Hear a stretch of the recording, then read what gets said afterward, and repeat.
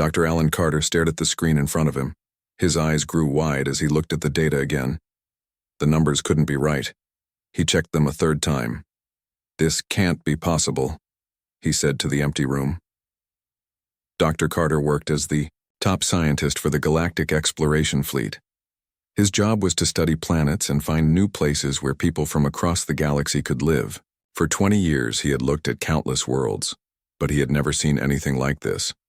The planet was called XDW-15. In the official files, XDW stood for Extreme Deathworld, and the number 15 meant it was the most dangerous kind of planet known. No one should be able to live there. The gravity was too strong. The air was filled with poison. Dangerous rays from its sun hit the surface all day. Storms raged across the land. And worst of all, the planet was full of deadly animals that would eat anything they could catch. Yet the data from the probe showed signs of cities, roads, and even satellites in orbit. Something was living there. Not just living, but building an advanced society. Alan rubbed his tired eyes. He needed to tell someone about this. He pressed a button on his desk. "Connect me with Fleet Commander White," he said. A few minutes later, the stern face of Susan White appeared on his screen. Her gray hair was pulled back tight, and her eyes looked tired from too many late nights. "This better be important, Carter. It's the middle of the night," she said. "I'm sorry to wake you, Commander, but I found something that breaks every rule we know about life in the galaxy," Alan said. He sent the data to her screen. "Look at planet XDW-15. Susan was quiet as she looked at the numbers. Her face changed, from annoyed to surprised. "Are you sure this is correct?" she asked. "I checked it 3 times, Alan replied.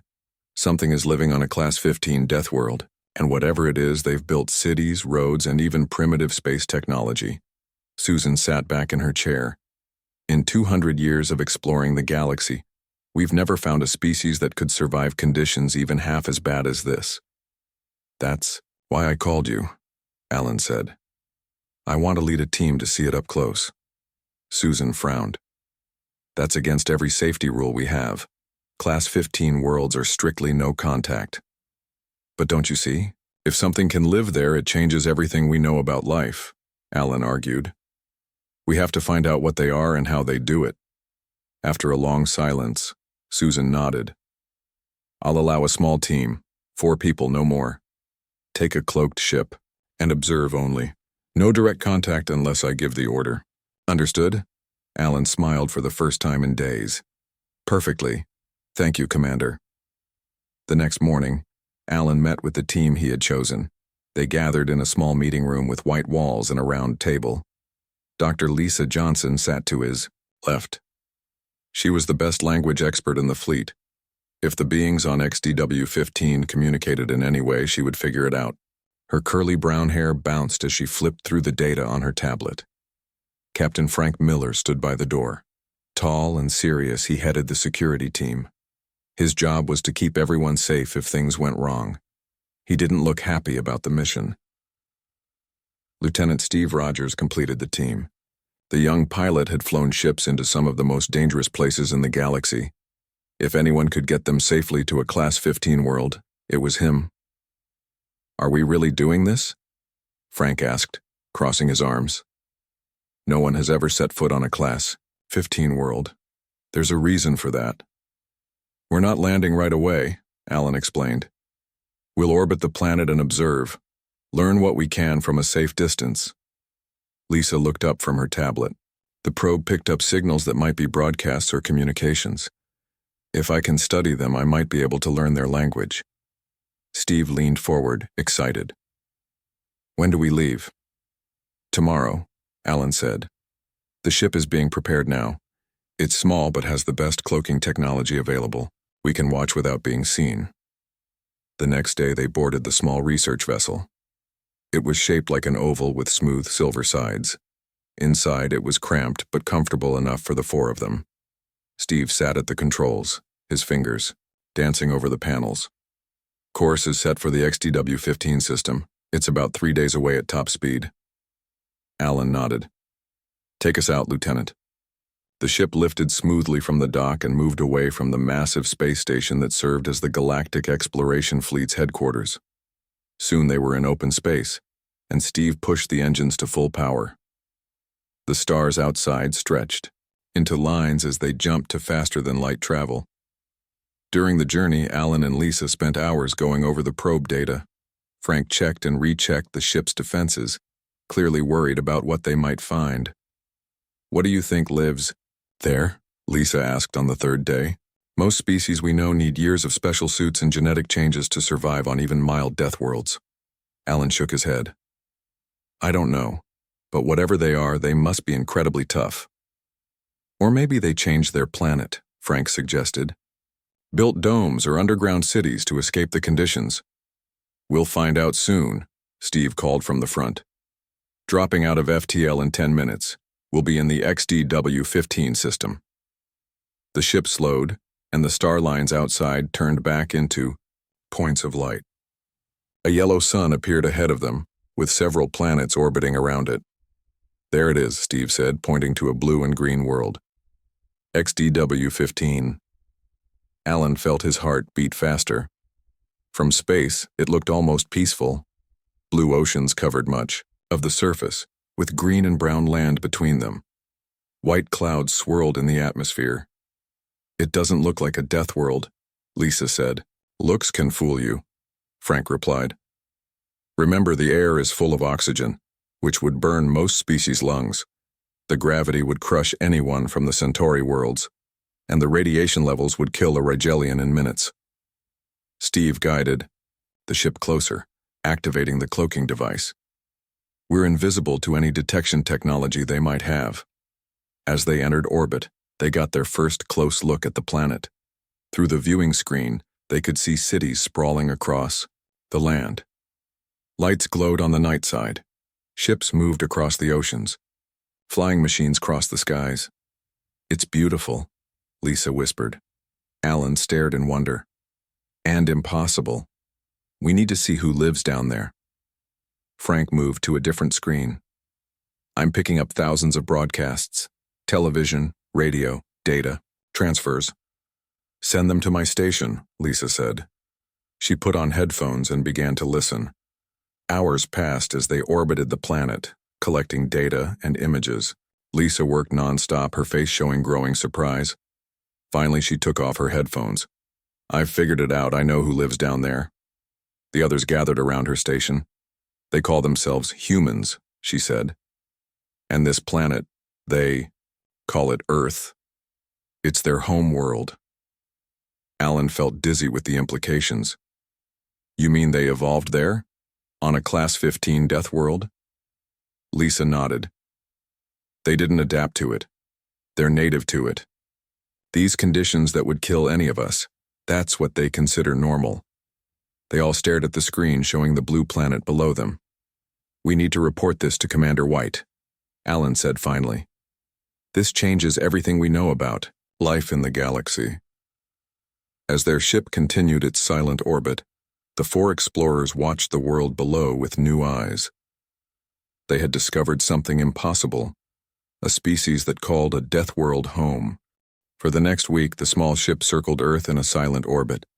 Their cloaking device kept them hidden from the humans' radar and other detection systems. The crew worked in shifts, watching and learning about the strange beings who called this deadly planet home. Dr. Lisa Johnson barely slept. She spent most of her time studying human broadcasts and communications. At first, the languages confused her. There were so many different ones, but her advanced translation programs began to make sense of the patterns. Soon she could understand several of the main languages. "They have hundreds of different languages," she told the others during their daily meeting. "But I've figured out the most common ones: English, Mandarin, Spanish, and Arabic." Alan leaned forward. "What have you learned about them?" Lisa pulled up images on the main screen. They showed people going about their daily lives, walking on streets, driving in cars, working in offices and farms. "They look almost like us," Frank said with surprise. 2 arms, 2 legs, 1 head. But they seem smaller and weaker than most space-traveling species. "That's what makes this so amazing." Alan replied. They appear physically fragile, but they live in conditions that would kill any of us in minutes. Lisa nodded. They breathe oxygen, a gas that would burn the lungs of most galactic species. They drink water, a universal solvent that would dissolve the internal organs of many races.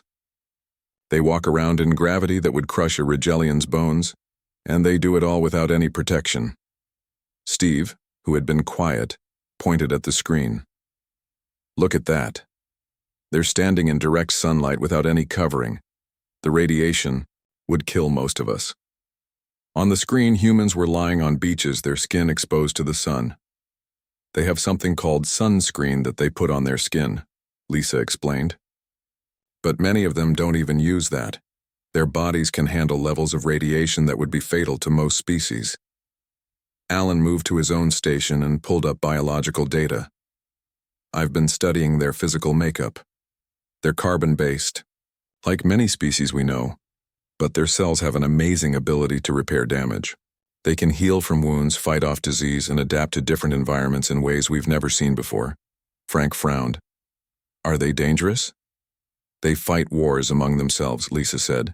They can be violent, but they also create art, music, and literature. They care for their young and their old. They're complex, like any intelligent species. Alan looked thoughtful. What's most interesting is that they don't seem to realize how special they are. To them, Earth is just normal. They don't know that they live on what the rest of the galaxy would call an extreme death world. The team continued their observations day after day. They watched humans build things, grow food, travel across their planet, and send primitive spacecraft into orbit around their world. One morning, Lisa called everyone to the main room. Her face showed excitement. I found something amazing, she said. Humans can eat food that would poison any other species. Look at this. She showed a video of humans eating various foods. This brown substance they enjoy? It contains chemicals that would kill most galactic races instantly. They call it chocolate. And this drink many of them start their day with? It has a stimulant that would stop the hearts of half the species we know. They call it coffee. Frank looked concerned.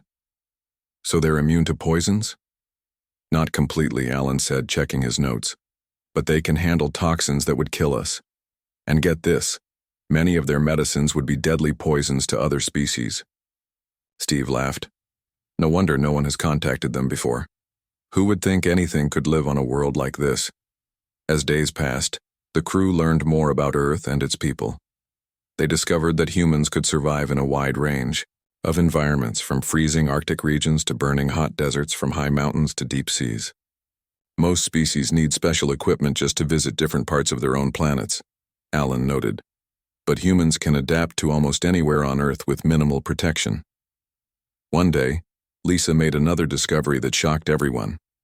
They know they're alone, she said quietly. What do you mean? Alan asked. I've been studying their stories, their books, their movies. They wonder if other intelligent life exists in the universe. They look for it with their telescopes and radio dishes. They send out messages hoping someone will hear. They don't know that the galaxy is full of other civilizations. The crew was silent for a moment. Why hasn't anyone contacted them before? Steve asked. Alan sighed. Because their planet is classified as uninhabitable. No exploration ship would ever go near a Class 15 world. We only found them by accident when our probe detected their technology. Frank stood by the window looking down at the blue planet. So what do we do now, contact them? Not yet, Alan said. Commander White was clear, we observe only. We need to learn more before we make that decision. Lisa turned back to her screen. There's something else. Their bodies are so well adapted to their world that they might struggle in the environments other species live in. Places we find comfortable might be too cold, too dry, or too low in gravity for them. So they're trapped. On their death world? Steve asked. Not trapped, Alan corrected. It's their home. They evolved there. It's perfect for them, even if it would kill the rest of us. The team continued their work, gathering data and watching the humans go about their lives, unaware that visitors from the stars were studying them. 2 weeks into their mission, an alert sounded through the ship. Frank rushed to the control panel. "What is it?" Alan asked. Frank's face looked grim. "We have a problem. The main engine coolant system is failing. We need to fix it soon, or we'll be stuck here." "How soon?" Lisa asked. 3 days at most," Frank replied. "And we don't have the parts we need on board." Alan looked at the blue planet below them. "Then we have no choice. We need to land and find a way to get those parts." "You mean go down there? To the Deathworld?" Steve's voice rose in pitch. "Yes," Alan nodded. "It's time to meet the humans." The small ship landed in a clearing among tall trees. It was early morning and mist hung in the air. The alien crew had chosen this spot carefully, a forest near a small town in a place the humans called Colorado. Their scans showed few people nearby, but enough technology that they might find the parts they needed. Inside the ship, the 4 aliens prepared for their first step onto a Class 15 Deathworld. They checked their environmental suits one last time. The suits were designed to protect them from the most extreme conditions in the galaxy, with thick layers of special materials and helmets that completely covered their heads. "Remember," Alan said, "we stay together. We speak only if necessary. Our goal is to find the parts we need and return to the ship as quickly as possible." "What if we meet humans?" Lisa asked. "We try to avoid them," Frank answered. "But if contact is unavoidable, Lisa will do the talking. She knows their languages best." Steve looked nervously at the airlock door. "I still can't believe we're doing this. No one has ever willingly set foot on a Class 15 world before." Alan nodded. "We make history today. But let's try to live to tell about it." They opened the outer door. A rush of Earth air tried to enter the ship, but filters blocked it. One by one, they stepped onto the planet's surface. The first thing they noticed was the gravity, pulling at their bodies more strongly than on their homeworlds. Then came the sounds: birds singing, leaves rustling, insects buzzing. Through their suit sensors, they detected the high oxygen content of the air, the strong radiation from the sun rising above the trees, and countless microorganisms in the environment. "It's beautiful," Lisa whispered, looking up at the blue sky between tree branches. "But so dangerous." They began walking toward the town their sensors had detected. The forest path was rough, with roots and rocks that made walking difficult in their heavy suits. After about 20 minutes, they came to a wider trail. Suddenly, Steve stopped. "Someone's coming," he said, pointing ahead. Around a bend in the trail came 2 humans. One was a woman wearing a green uniform with a patch that said Park Ranger. The other was a man in casual clothes carrying a bag over his shoulder. Both looked surprised to see the suited aliens. "Hello there," the woman called out. She put her hand up in a friendly wave. "Are you folks filming a movie or something? I didn't know there was a permit for this area." The aliens froze. Frank moved his hand toward his weapon. "No," Alan said, quickly. "No weapons. Lisa, talk to them." Lisa stepped forward. Thanks to her translation device, she could understand the woman perfectly and could speak in a way the humans would understand. "Hello?" she said, her voice coming through a speaker on her suit. "We are visitors. We mean no harm." The woman looked confused. "Visitors from where? This is a protected forest area." The man beside her studied their suits with interest. "Those are some serious outfits. What are they for? Environmental research?" Lisa looked at Alan, who nodded slightly. "Yes," she said. "Research. We are studying your environment." The man stepped closer. "I'm Jack Thompson, geology professor at Colorado State. This is Olivia Hunt. She's a park ranger here." He extended his hand. None of the aliens moved to take it. After an awkward moment, Jack lowered his hand. "Are you with a university? Government agency?" Olivia asked. Alan decided they needed a better story. "We are from a research group studying extreme environments. Our equipment has malfunctioned and we need some basic electronic parts for repairs." Jack's face brightened. "I might be able to help with that. I work with field equipment all the time. What do you need?" As Alan described the parts, using terms he hoped would make sense to humans, Olivia removed a cloth that had been covering the lower part of her face. Frank reacted instantly. "Stop, you'll kill yourself." Olivia froze, startled. "What?" "The air," Frank said urgently. "It's toxic, full of oxygen and other poisons." Jack and Olivia looked at each other, then began to laugh. "I'm sorry," Jack said, trying to contain his laughter. "But oxygen isn't toxic to us. We need it to breathe." The aliens stared in shock. Even though they had observed humans from orbit, seeing one casually expose their face to the deadly atmosphere was horrifying. "You breathe oxygen?" Steve asked, his voice shaking. "Of course," Olivia said. She looked more closely at their suits. "Wait a minute. Are you saying you can't breathe our air? Who are you people, really?" Alan made a decision. "We are not from your world. We come from planets far from here where conditions are very different." There was a long silence.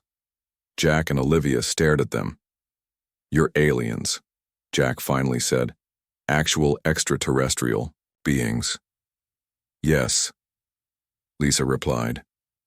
Instead of running away in fear, Jack's face lit up with excitement. "This is incredible. The scientific implications alone are—" He stopped and took a deep breath. "Sorry, it's just, we've wondered for so long if we were alone in the universe." Olivia seemed more cautious. "If you're really aliens, why are you here? What do you want with Earth?" "We discovered your world by accident," Alan explained. "Our ship needs repairs, that's all. We mean no harm." "Can I see your faces?" Jack asked. "Or would our air hurt you if you removed your helmets?" "It would kill us in minutes," Frank said. "Your atmosphere, gravity, radiation, microbes, everything on this planet is lethal to most species in the galaxy. That's why we were so surprised to find you living here. This seemed to confuse the humans." "What do you mean?" Olivia asked. "Earth is perfect for us." Lisa stepped forward. "Your planet is classified as a Class 15 Deathworld, the most extreme category. No known sentient species can survive in these conditions without extensive protection." Jack laughed again, but this time in wonder rather than humor. "So you're saying we live on the galactic equivalent of a death trap and we don't even know it?" "Exactly," Alan nodded inside his helmet. "What is normal for you would kill almost any other intelligent species we know." Olivia looked thoughtful. "I think we should continue this conversation somewhere more private. My station is just up the trail. We can talk there." The aliens followed the two humans, still amazed at how casually they moved through an environment that their suits classified as extremely dangerous. "You know," Jack said as they walked, "I always thought aliens would be more advanced than us in every way. But it sounds like we've got you beat when it comes to surviving tough conditions." Alan looked at the human, so fragile-looking yet adapted to survive daily in a world that would kill him in minutes without his protective suit. "Yes," he replied. "In that way, humans might be the most remarkable species in the galaxy." Word spread quickly through the Galactic Council. Within 3 days of Alan sending his report, every major species in the galaxy knew about the discovery of intelligent life on a Class 15 Deathworld. The news caused both excitement and fear. In the Great Meeting Hall on the Galactic Council's central station, leaders from 50 different worlds gathered for an emergency session. The hall was divided into sections with different atmospheres and gravity levels, so each species could breathe and stand comfortably. High Counselor Zarn, a tall, blue-skinned being from a low-gravity world, called the meeting to order. "We face an unprecedented situation," Zarn said, his voice translated for all to hear. "For the first time, we have discovered a species that evolved naturally on an extreme death world. Dr. Carter's team has confirmed that these humans breathe oxygen, drink water, withstand radiation levels that would kill most of us, and have immune systems that can fight off millions of microbes." Murmurs spread through the room. Some counselors looked worried, others fascinated. "The question before us is, what do we do about Earth?" Zarn continued. General Krell, the head of the defense forces, stood up. His thick armor creaked as he moved. "We must quarantine this world immediately," he said in a harsh voice. These humans are too dangerous, think about it. They evolved in conditions that would kill any of us. Their bodies are walking weapons. One human could spread deadly microbes throughout a station like this without even knowing it. That's an overreaction, said Science Director Mira. She was small with 4 arms and large eyes. We cannot judge a species based on the world they come from. Dr. Carter's report says these humans appear peaceful. Yes, they fight wars among themselves, but so did many of our species in their early development. Peaceful or not, Krell argued. They are simply too dangerous. If they develop faster than light travel on their own, they could spread throughout the galaxy before we can prepare. Imagine them on our worlds. They could walk around without environmental suits while we need full protection on their planet. Another counselor, a merchant named Dax, saw things differently. I see opportunity, Dax said, his voice smooth. Humans could help us mine resources on worlds we've had to ignore because they were too harsh. There are planets rich in rare minerals that are too hot, too cold, or have too much gravity for our workers. But these humans could possibly work there with minimal protection. The debate continued for hours. Some wanted to welcome humans to the galactic community. Others wanted to seal off Earth's solar system with defensive ships. Still others wanted to study humans more before deciding. Meanwhile, on Earth, the situation was developing quickly too. The 4 aliens had been taken to a secure facility where they met with key human leaders. The President of the United States, the Secretary General of the United Nations, and scientists from around the world had gathered. National Security Advisor Mary Clark led the human team. She was a tall woman with short gray hair and a no-nonsense attitude. Let me make sure I understand, she said to Alan. You're saying that Earth is considered an extremely dangerous planet by galactic standards? Yes, Alan replied through his suit's speaker. The conditions here would kill most species without heavy protection. The gravity, atmospheric composition, radiation levels, bacteria, viruses, all of it is lethal to most sentient beings. Secretary General William Davis leaned forward. And yet you came here anyway. Why? Our ship needed repairs, Lisa explained, but we were also curious.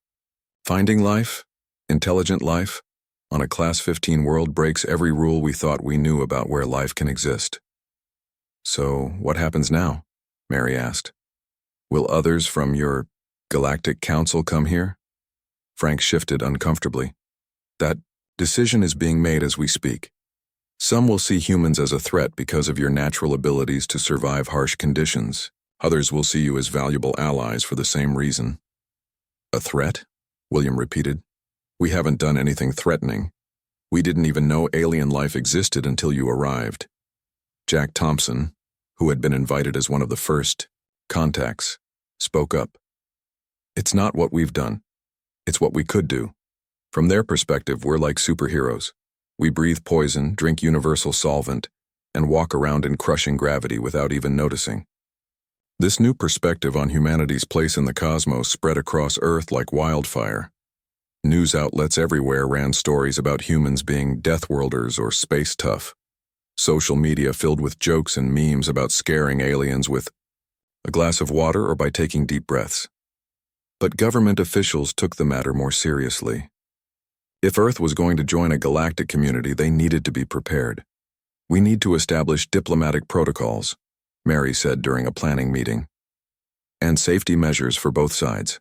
If their microbes are as dangerous to us as ours are to them, we could face new diseases. William nodded. And we need to consider how this changes our understanding of ourselves. We've always thought we were fragile compared to what might be out there. Now we learn we're the tough ones. In space, the Galactic Council finally reached a decision after 3 days of debate. High Counselor Zarn addressed the full assembly. We will establish formal contact with Earth, he announced. A diplomatic team will be sent with full biological containment protocols. We will offer humans limited access to galactic technology and knowledge, in exchange for their help in exploring and developing harsh worlds that have been beyond our reach. General Krell wasn't satisfied. And if they prove hostile? Defense. Ships will be stationed at the edge of their solar system, Zarn answered. But they will take no action unless provoked. Remember, Humans have no faster-than-light travel. They pose no immediate threat to the wider galaxy. Back on Earth, Alan received the Council's decision through a secure channel to their ship. He shared it with the human leaders. They want to meet you officially, he told them, and they're interested in working with you. Working with us how? Mary asked, suspiciously. There are many planets with valuable resources that most species cannot access because the conditions are too extreme. Alan explained. Humans might be able to help develop those worlds. Jack grinned. So we'd be like the tough construction workers of the galaxy? Something like that, Lisa replied with a laugh. Her translator made the sound come through her suit as a series of clicks. William looked thoughtful. This could be good for humanity. Access to new knowledge, technology, resources. But we need guarantees that we won't just be used as labor. That's why they want to send diplomats, Alan said, to work out a fair agreement between Earth and the Galactic Council. As the day ended, Olivia Hunt stood outside the facility, looking up at the stars. They looked the same as they always had, but now she knew they held thousands of civilizations. Civilizations that looked at Earth and saw a death trap, and looked at humans and saw beings of incredible endurance. Everything's going to change, isn't it? She asked Jack, who had joined her. Yes, he replied, but maybe for the better. The galaxy just got a lot bigger, and humanity just found out we're special in a way no one expected. 6 months passed since the aliens first landed on Earth. In that time, everything changed. The knowledge that humans were not alone in the universe spread to every corner of the planet. At first, there was fear and confusion. Some people didn't believe it. Others wanted to hide from the aliens. But most were curious and excited. Governments around the world worked together in a way they rarely had before.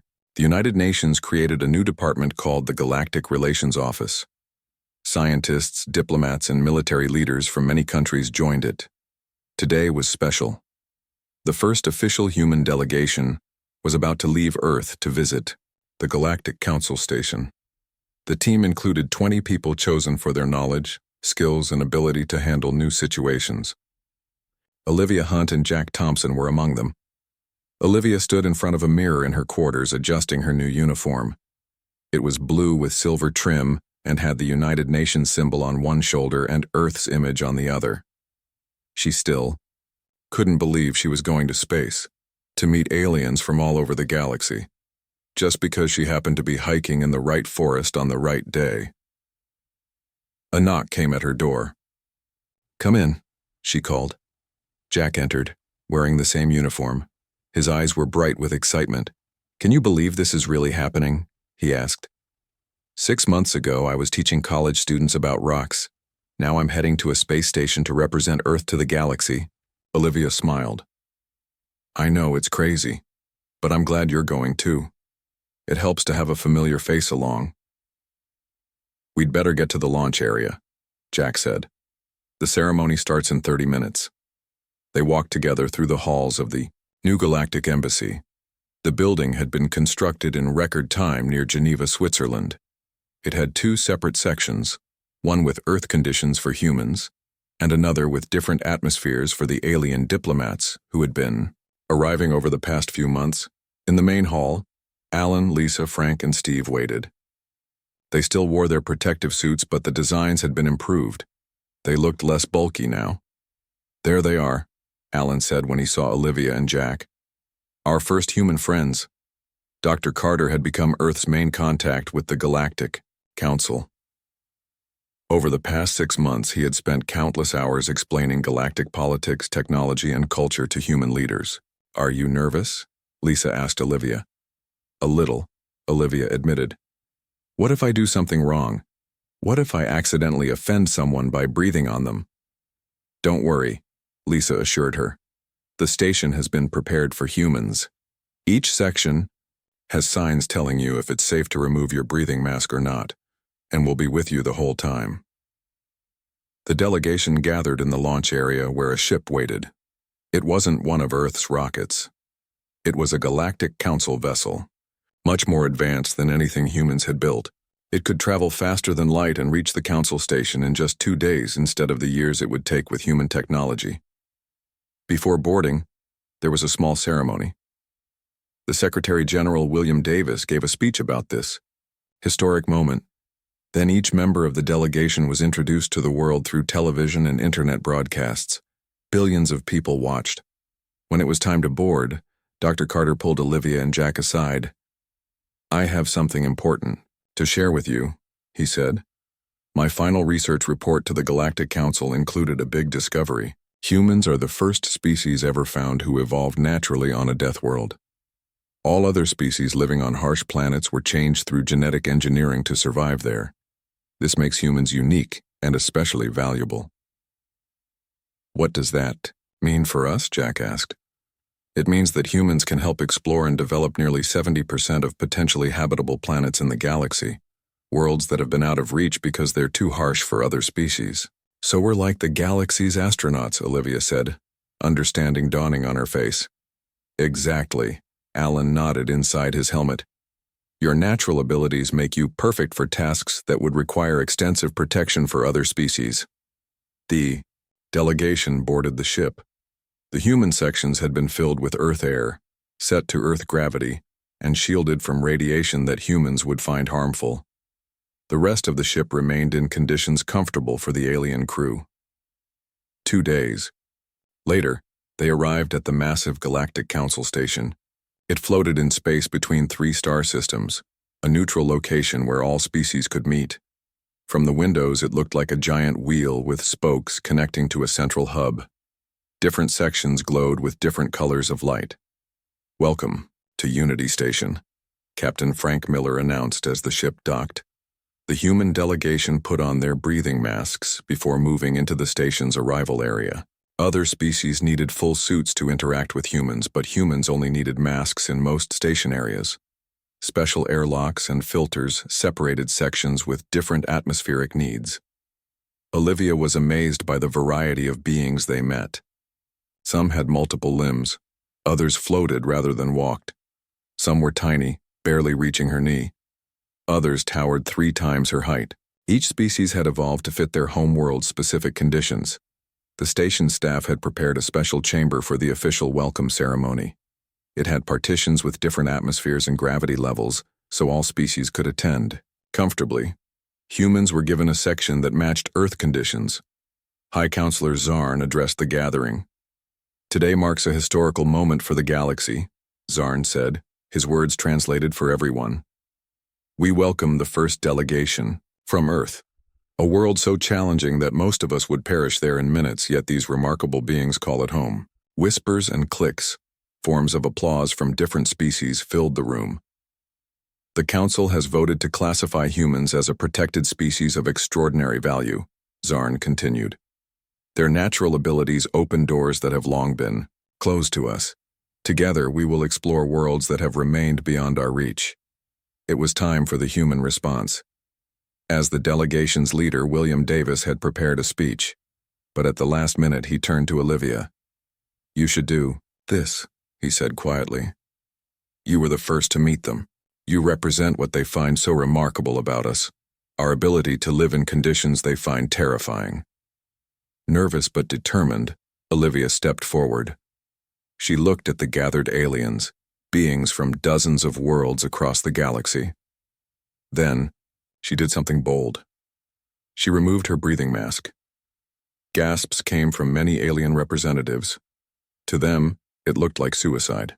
They knew the station's shared areas contained gases toxic to most species. But Olivia stood tall and unharmed, breathing normally.